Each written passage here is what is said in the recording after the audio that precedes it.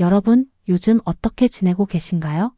오늘 아침에 일어나자마자 인스타그램을 열어본 적이 있나요?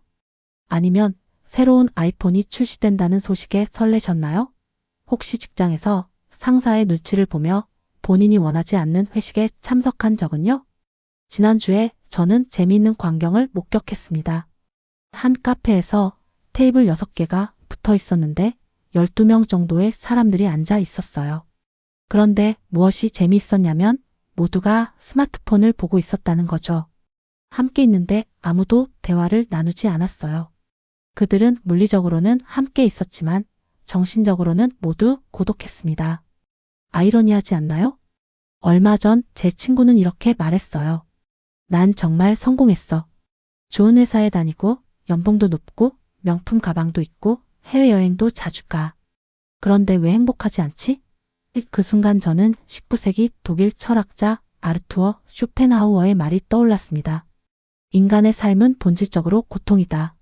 우리는 왜 이렇게 많은 것을 가지고도 행복하지 않을까요? 왜 더 많은 인간관계를 맺으려 노력하면서도 더 외로워질까요? 쇼펜하우어는 이미 200년 전에 이 질문에 대한 답을 제시했습니다. 그리고 그 해답은 여러분이 생각하는 것과 정반대일 수도 있어요. 오늘 우리는 쇼펜하우어의 철학을 통해 현대 사회에서 우리가 겪는 고통의 원인과 놀랍게도 고독을 통해 어떻게 진정한 행복을 찾을 수 있는지 알아볼 겁니다.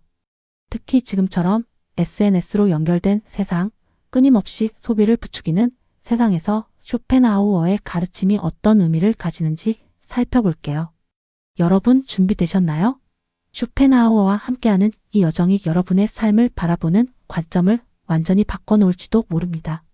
1. 삶과 고통의 불가분성. 쇼펜하우어에 따르면 우리의 삶은 본질적으로 고통입니다. 왜 그럴까요? 바로 욕망 때문이에요. 생각해 보세요. 여러분은 지금 무엇을 원하시나요? 새 차? 승진? 더 넓은 집? 더 많은 팔로워? 인간의 욕망은 끝이 없어요. 작년에 저는 새 노트북을 간절히 원했고 결국 구매했습니다. 행복했을까요? 네, 약 일주일 동안은요. 그리고는 다시 새로운 스마트워치를 원하기 시작했죠. 욕망이 충족되면 잠시 기쁨을 느끼지만 곧 또 다른 욕망이 그 자리를 채웁니다. 쇼펜하우어는 이것을 욕망의 수레바퀴라고 불렀어요. 우리는 두 가지 상태 사이를 오가는 진자와 같다고 했죠. 하나는 결핍이고 다른 하나는 권태입니다. 원하는 것을 얻지 못하면 결핍으로 고통받고 모든 욕망이 충족되면 이번엔 권태로 고통받습니다. 여러분, 코로나19 팬데믹 초기를 기억하시나요? 처음에는 모두가 집에서 넷플릭스 보는 걸 좋아했어요. 그런데 몇 주 지나자 어떻게 됐나요? 나 이제 넷플릭스 다 봤어. 할 게 없어서 너무 지루해. 이게 바로 권태죠. 아니면 이런 경험이 있을 수도 있어요. 매달 월급날이 오면 잠시 행복합니다. 그러나 얼마 안 가 그 돈은 각종 청구서와 생활비로 사라지고 다시 다음 월급을 기다리는 결핍의 상태로 돌아갑니다. 이것이 쇼펜하우어가 말한 인생은 고통이라는 말의 의미입니다. 요즘 MZ세대 사이에서 유행하는 말 중에 소확행이라는 표현이 있죠. 소소하지만 확실한 행복을 추구한다는 건데 이게 무슨 의미일까요? 거창한 성공이나 큰 부자가 되는 꿈을 포기하고 작은 행복에 만족하겠다는 건데요. 사실 이것도 쇼펜하우어가 이야기한 욕망의 수레바퀴에서 벗어나려는 시도로 볼 수 있어요. 하지만 정말 이것이 해결책일까요? 여러분, 소확행을 추구한다고 해서 정말 행복해질까요? 아마도 일시적으로는 그럴 수 있지만 쇼펜하우어가 보기에 이것도 결국 또 다른 형태의 욕망입니다. 작은 욕망이라도 욕망은 욕망이니까요. 세 가지 자아. 쇼펜하우어는 인간의 자아를 세 가지로 구분했습니다. 참된 자아, 물질적 자아, 사회적 자아. 이 구분은 지금도 굉장히 유효해요. 첫째, 참된 자아는 우리의 본질, 즉 성격, 건강, 지성, 감정, 의지 등을 포함합니다. 쉽게 말해 외부의 모든 것을 다 빼고 남는 순수한 나예요.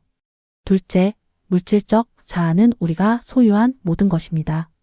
핸드폰, 집, 차, 옷, 계좌, 잔고 등 물질적인 소유물이죠. 셋째, 사회적 자아는 다른 사람들의 눈에 비친 나입니다. 직장에서의 직위, 사회적 평판, SNS에서의 인기 등이 여기에 해당돼요. 여러분, 솔직히 말해보세요. 이 세 가지 중 어떤 자아에 가장 많은 시간과 에너지를 쏟고 계신가요? 대부분의 현대인은 참된 자아보다 물질적, 사회적 자아에 훨씬 더 많은 관심을 기울입니다. 제 친구 중에 박 부장이라는 사람이 있어요. 그는 회사에서 부장으로 승진한 후 자기소개를 할 때마다 마인드기업 마케팅 부장 박지천입니다 라고 말해요. 심지어 친구 모임에서도요. 그의 정체성은 완전히 직책에 묶여 있는 겁니다. 그런데 회사가 어려워져서 구조 조정이 되면 어떻게 될까요? 그는 자신이 누구인지 완전히 잃어버릴 겁니다. 또 다른 친구는 고급 아파트로 이사한 후 집들이 파티를 열었어요. 그런데 파티의 주인공은 친구가 아니라 그의 집이었습니다. 모든 대화가 이 소파 얼마야? 이 테이블은 어디서 샀어? 같은 질문들 뿐이었죠. 물질적 자아에 너무 집중한 나머지 정작 그 사람 자체는 보이지 않는 것 같았어요. 쇼펜하우어가 말했던 것처럼 물질적 자아와 사회적 자아는 너무나 불안정합니다. 주식시장이 폭락하거나 인플레이션이 닥치거나 회사가 망하거나 인스타그램 알고리즘이 바뀌면 하루아침에 무너질 수 있어요. 2022년 인플레이션으로 주식과 부동산이 폭락했을 때 자신의 가치를 재산으로만 평가하던 많은 사람들이 정체성의 위기를 겪었습니다. 왜 그럴까요? 그들은 참된 자아보다 물질적 자아에 너무 집중했기 때문이에요. 반면에 참된 자아는 상대적으로 안정적입니다. 경제가 무너져도, SNS가 사라져도, 직장을 잃어도 여러분의 성격, 지식, 경험, 가치관은 쉽게 바뀌지 않아요. 쇼펜하우어는 이것이 우리가 집중해야 할 진짜 나라고 말합니다. 3. 인간관계와 고통. 이제 인간관계에 대해 이야기해 볼게요. 쇼펜하우어는 인간관계가 고통을 유발하는 주요 원인이라고 봤습니다. 특히 타인의 시선에 지나치게 의존하는 경우에요. 여러분, 이런 경험 있으신가요? SNS에 사진을 올린 후 좋아요 숫자를 계속 확인하면서 불안해하는 경험? 또는 모임에서 입을 옷을 고를 때 이거 입으면 사람들이 뭐라고 할까? 하고 고민하는 경험? 쇼펜하우어는 이런 상태를 노예에 비유했어요. 남의 평가에 의존하는 사람은 마치 노예처럼 주인 타인의 시선의 눈치를 살피며 살아간다는 거죠. 예를 들어볼게요. 제 주변에는 매달 카드값이 월급의 80%를 차지하는 친구가 있어요. 그는 왜 그렇게 살까요? 단지 명품을 입었을 때 사람들이 주는 찬사가 좋아서입니다. 하지만 쇼펜하우어가 봤다면 이 친구는 타인의 인정에 종속된 노예일 뿐이죠. 요즘 유행하는 플렉스 문화도 마찬가지예요. 명품을 사고 고급 레스토랑에 가는 것 자체가 문제가 아니라 그것을 남에게 보여주기 위해 하는 순간 문제가 됩니다. 그건 자유로운 선택이 아니라 타인의 시선에 종속된 행동이에요. 그런데 더 큰 문제가 있어요. 타인의 시선에 의존할 때 발생하는 딜레마는 모든 사람의 눈에 들기가 불가능하다는 거예요. 트랜스크립트에서 등산 모임 이야기를 했죠. 비싼 옷을 입으면 누군가는 질투하고 저렴한 옷을 입으면 누군가는 무시합니다. 이건 해결이 불가능한 방정식이에요. 얼마 전 제가 본 웹툰에서 이런 대사가 있었어요. 남들 눈에 들려고 하면 결국 아무도 눈에 들지 못한다. 쇼펜하우어도 같은 말을 했을 것 같네요. 더 심각한 문제는 온라인 세계에서 이런 현상이 극대화된다는 점입니다. SNS에서 좋아요를 받기 위해 실제 자신의 모습이 아닌 가공된 이미지를 만들어내는 사람들이 많아졌어요. 결국 그들은 자신이 아닌 타인의 기대에 맞춘 가상의 인물을 연기하는 배우가 되어버립니다. 이렇게 살면 자유를 완전히 잃어버려요. 내가 원하는 것이 아니라 남들이 나에게 기대하는 것을 위해 사는 삶이 되니까요. 쇼펜하우어의 말대로 이것이야말로 노예의 삶이죠. 4. 고독의 가치. 자, 이제 쇼펜하우어 철학의 핵심에 도달했습니다. 바로 고독의 가치입니다. 고독이라는 단어를 들으면 어떤 느낌이 드시나요? 외롭고 쓸쓸한 이미지가 떠오르나요? 하지만 쇼펜하우어가 말하는 고독은 전혀 다른 개념입니다. 그에게 고독은 소란스러운 세상에서 한 걸음 물러나 자기 자신을 발견하는 적극적인 선택입니다. 쇼펜하우어는 말했어요. 고독은 지적인 사람들에게는 운명이며 범인들에게는 선택이다. 무슨 뜻일까요? 진정으로 자신의 내면을 들여다보고 참된 자아를 발견하고자 하는 사람들은 필연적으로 고독을 선택한다는 의미입니다. 여러분, 혼자 있을 때와 다른 사람들과 함께 있을 때 자신의 행동과 생각이 얼마나 다른지 생각해 보세요. 대부분의 사람들은 타인과 함께 있을 때 자신의 일부를 숨기거나 변형시킵니다. 진정한 나를 찾으려면 혼자만의 시간이 필요한 이유가 여기에 있어요. 요즘 혼코너, 혼영, 혼밥 같은 표현들이 생겨났는데 이런 현상은 어쩌면 현대인들이 무의식적으로 쇼펜하우어의 가르침을 실천하고 있는 건지도 모르겠어요. 제 경험을 나눠볼게요. 몇 년 전 저는 한 달 동안 휴가를 내고 혼자 여행을 떠났습니다. 처음에는 무척 낯설고 외로웠어요. 친구들과 함께하는 여행에 익숙해서 그랬던 것 같아요. 하지만 3일째부터 변화가 생겼습니다. 점점 자유로워지는 느낌이 들었어요. 누구의 눈치도 볼 필요가 없었거든요. 먹고 싶은 것을 먹고 가고 싶은 곳에 가고 하고 싶은 것을 할 수 있었죠. 그리고 가장 놀라운 것은 여행 후반부에 들었던 생각이에요. 나는 누구지? 내가 진짜 원하는 것은 뭐지? 평소에는 생각할 시간도 없었던 질문들이 자연스럽게 떠올랐어요. 그 여행은 제 인생의 방향을 바꾸는 계기가 되었습니다. 쇼펜하우어는 이런 고독의 시간을 통해 우리가 참된 자아를 발견할 수 있다고 말했어요. 그리고 참된 자아를 발견하는 것이 진정한 행복의 시작이라고요. 쇼펜하우어는 모닥불 비유를 통해 인간관계의 적절한 거리에 대해 이야기했어요. 너무 가까우면 화상을 입고 너무 멀면 추위에 떨게 된다고요. 우리의 인간관계도 마찬가지입니다. 적절한 거리를 유지하는 것이 중요해요. 생각해 보세요. 왜 오랜 친구들과의 관계가 편안할까요? 바로 서로 간의 적절한 거리를 자연스럽게 유지하기 때문입니다. 반면에 왜 연인 관계나 가족 관계가 때로는 더 힘들 수 있을까요? 거리가 너무 가까워 서로의 공간을 침범하기 쉽기 때문이죠. 사실 오늘날의 SNS 문화는 모든 관계의 거리를 무작정 가깝게 만듭니다. 여러분은 옛 초등학교 동창의 아침 식사 메뉴까지 알게 되죠. 이런 과도한 연결이 오히려 관계의 질을 떨어뜨릴 수 있어요. 쇼펜하우어라면 아마도 현대인들에게 SNS에서 좀 벗어나 고독의 시간을 가져라라고 조언했을 겁니다. 실천적 지혜. 자, 이제 쇼펜하우어의 철학을 어떻게 실생활에 적용할 수 있을지 생각해 봅시다. 첫째, 건강을 최우선으로 여기세요. 쇼펜하우어는 건강이 행복의 첫 번째 조건이라고 강조했어요. 아무리 많은 것을 가졌더라도 건강을 잃으면 아무 의미가 없죠. 특히 그는 걷기와 산책의 중요성을 강조했어요.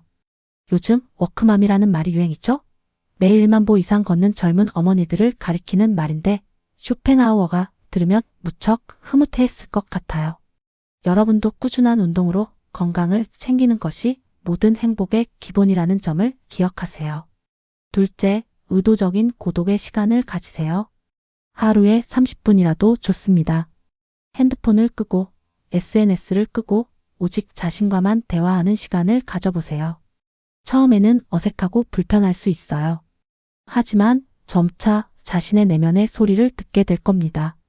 제가 요즘 실천하는 방법 중 하나는 아날로그 데이예요. 주말 하루는 디지털 기기를 모두 끄고 책을 읽거나 그림을 그리거나 그냥 창밖을 바라보며 생각에 잠기는 시간을 갖습니다. 처음에는 무척 힘들었지만 이제는 일주일 중 가장 기다려지는 날이 되었어요. 셋째, 타인의 평가에서 자유로워지세요. 여러분의 가치는 타인이 정하는 것이 아닙니다. 다른 사람들이 여러분을 어떻게 평가하든 그것은 그들의 문제이지 여러분의 문제가 아니에요. 실제로 제가 아는 한 디자이너는 SNS 계정을 모두 삭제한 후 자신의 작업에 더 몰입할 수 있게 되었다고 해요. 다른 사람들의 작업과 비교하면서 느끼던 불안감이 사라졌어요 라고 말했죠. 이것이 바로 쇼펜하우어가 말한 타인의 평가로부터의 자유입니다. 넷째, 소유보다 존재에 초점을 맞추세요. 물질적 자아는 불안정하고 일시적입니다. 반면에 참된 자아, 즉 여러분의 내면적 가치는 진정한 행복의 원천이 될 수 있어요. 최근 미니멀리즘이 전 세계적으로 유행하고 있는데 이것도 쇼펜하우어의 가르침과 맞닿아 있습니다. 불필요한 소유물을 줄이고 정말 중요한 것에 집중하는 삶이야말로 쇼펜하우어가 추구했던 삶의 방식과 유사하니까요. 다섯째, 인간관계의 질에 집중하세요. 많은 관계보다 의미 있는 소수의 관계가 더 중요합니다. 쇼펜하우어는 대부분의 사교 모임이 고독보다 못하다고 했지만 진정한 교감이 있는 관계는 예외일 수 있어요.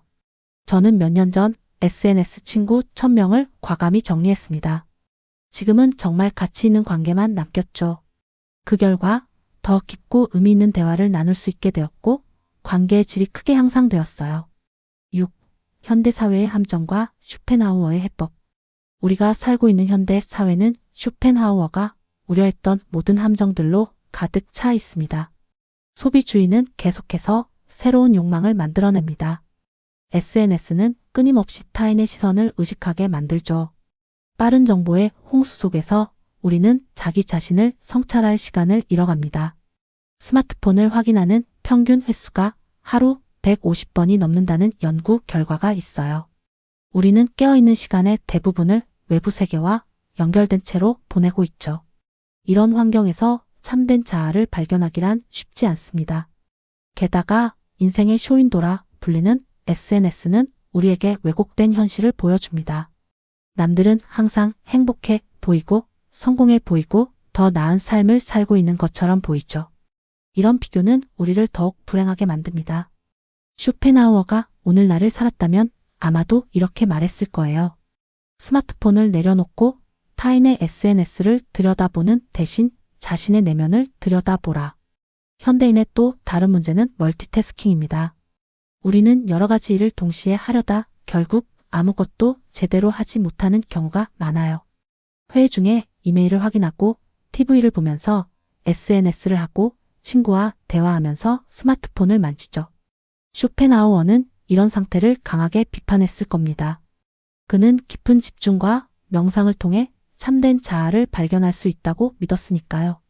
여러분도 한 번에 한 가지 일에만 집중하는 싱글 태스킹을 시도해 보세요. 놀라운 변화를 경험하게 될 거예요. 마지막으로 현대 사회는 바쁨을 미덕으로 여깁니다. 요즘 어때? 하고 물으면 너무 바빠 죽겠어라고 대답하는 것이 일종의 자랑처럼 여겨지죠. 하지만 쇼펜하우어는 이런 끊임없는 바쁨이 자신을 성찰할 시간을 빼앗는다고 봤을 거예요. 진정한 여유와 고독의 시간을 가질 때 우리는 비로소 삶의 의미를 발견할 수 있습니다. 저는 얼마 전 바쁨 다이어트를 시작했어요. 정말 중요한 일이 아니면 거절하고 하루에 최소 2시간은 온전히 나만의 시간으로 확보하는 거죠. 그 결과 업무 효율성도 높아지고 심리적 안정감도 커졌어요. 지금까지 쇼펜하우어의 철학을 통해 삶의 고통과 행복에 대해 살펴보았습니다. 그의 가르침을 요약하자면 이렇습니다. 첫째, 인간의 삶은 본질적으로 욕망과 결핍, 그리고 권태로 인한 고통의 연속입니다. 이것은 부정적인 메시지가 아니라 현실을 직시하라는 메시지입니다. 둘째, 우리의 자아는 참된 자아, 물질적 자아, 사회적 자아로 구분될 수 있으며 진정한 행복은 참된 자아에 집중할 때 찾을 수 있습니다. 셋째, 타인의 시선과 평가에 의존하는 삶은 노예의 삶과 같습니다. 진정한 자유는 타인의 평가로부터 독립할 때 찾아옵니다. 넷째, 고독은 부정적인 것이 아니라 참된 자아를 발견하고 내면의 평화를 찾는 적극적인 선택입니다. 다섯째, 건강을 우선시하고 의도적인 고독의 시간을 가지며 타인의 평가에서 자유로워지고 소유보다 존재에 초점을 맞추는 것이 쇼펜하우어식 행복의 길입니다. 여러분, 쇼펜하우어의 메시지가 때로는 비관적으로 들릴 수도 있습니다. 하지만 그의 철학은 궁극적으로 희망적입니다. 그는 우리에게 외부 세계의 혼란에서 벗어나 내면의 평화를 찾으라고 말하고 있으니까요. 오늘 이 영상을 보고 한 가지만 실천하시겠다면 의도적인 고독의 시간을 가져보세요. 하루에 30분이라도 좋습니다. 그 시간 동안 여러분은 점점 더 진정한 자신과 만나게 될 것이고 삶의 고통에서 벗어나 자유와 평화를 찾는 길을 발견하게 될 거예요. 쇼펜하우어는 이렇게 말했습니다. 타인의 의견에 대해 걱정하는 것을 그만두고 대신 자기 자신의 생각에 집중한다면 이미 엄청난 진전을 이룬 것이다. 여러분의 삶도 오늘부터 그런 진전이 있기를 바랍니다. 감사합니다.